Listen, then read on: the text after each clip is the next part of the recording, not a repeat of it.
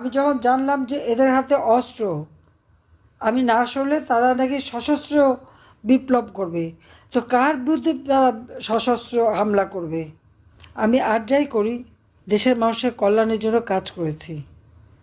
মানুষের লাশ ফেলে ক্ষমতায় থাকতে আমি চাইনি। আর ওদিকে ডক্টর ইউনূস লাশের উপর পা দিয়ে ক্ষমতা দখল করতে চেয়েছে। এখানেই হচ্ছে সবচেয়ে বড় কথা। ইউনূসের দোসর কারা? Jamaat Shibir, Ansarullah Bangla team, Hizbut Tahrir সহ বিভিন্ন জঙ্গি সংগঠন, এমনকি লস্করে তৈয়বাও সে দাবি করেছে ইউনূসকে ক্ষমতা আনতে তারাও সহযোগিতা করেছে।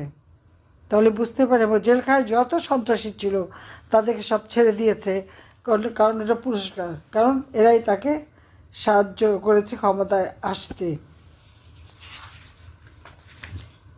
আমি যে এটুকুই বলবো যে আজকে বাংলাদেশ একেবারেই ভালো অবস্থায় নাই।